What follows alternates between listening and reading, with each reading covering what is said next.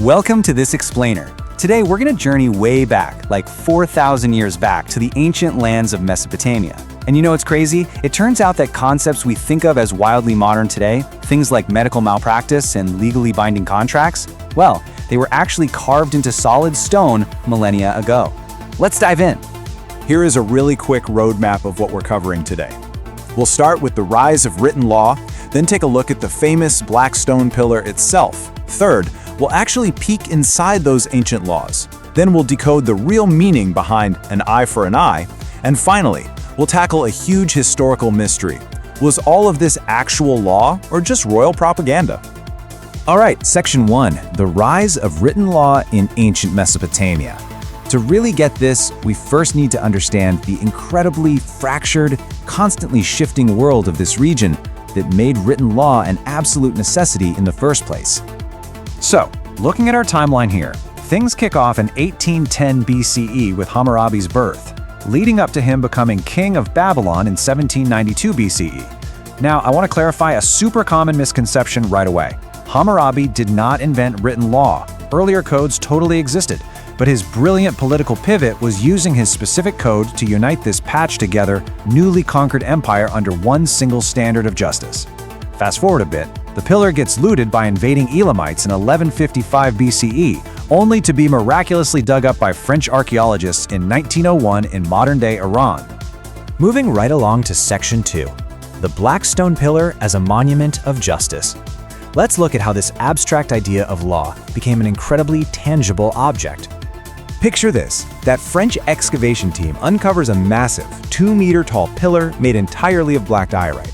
And the choice of this specific stone? Totally intentional.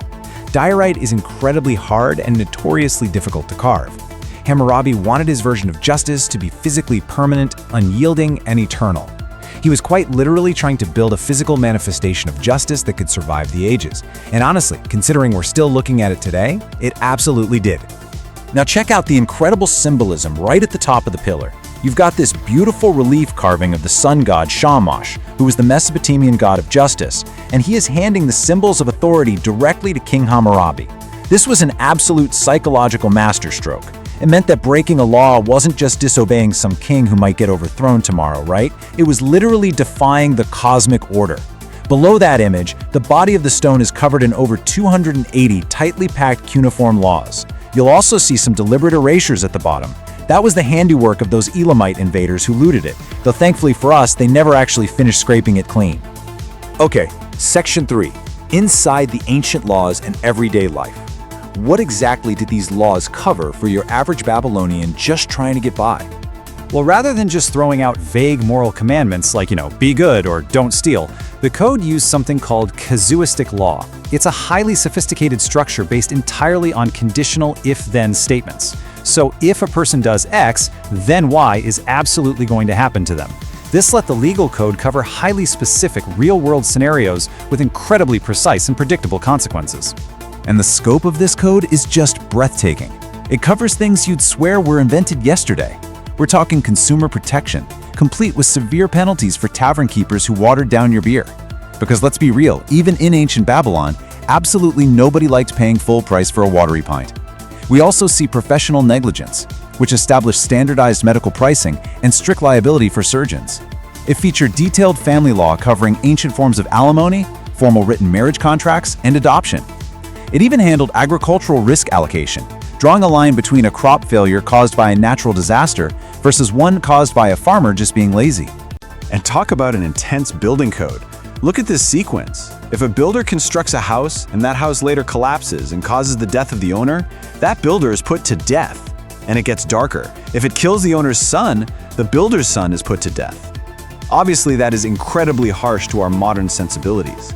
But it does show this extremely early, deeply sophisticated recognition that professionals bear direct life or death responsibility for the quality of their work. Which brings us to Section 4, an eye for an eye, and the law of retaliation. This is the really famous one, but we kind of need to completely reevaluate what we think we know about it. The formal Latin term for this concept is lex talionis, the law of retaliation. The core idea here is that a punishment has to correspond exactly in degree and kind to the original offense. If a man destroys the eye of another man, his own eye shall be destroyed. Simple enough, right? But let's actually look a bit closer at how this functioned in their society. You hear eye for an eye, and you probably think of endless, barbaric vengeance.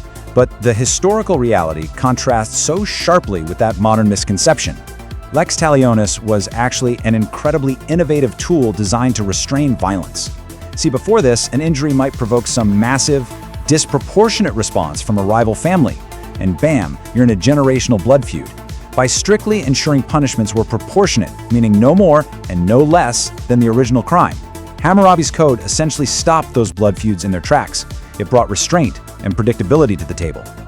But here is the catch, and it exposes a really deep paradox in Babylonian justice. That famous exact physical retaliation, that actually only applied if you injured a free nobleman, the awalam. If that same nobleman injured a commoner, a mushkinim, the punishment was magically downgraded to just a monetary fine. And if they injured a slave, a wardam, they just paid financial compensation to the slave's owner, essentially treating the individual like damaged property.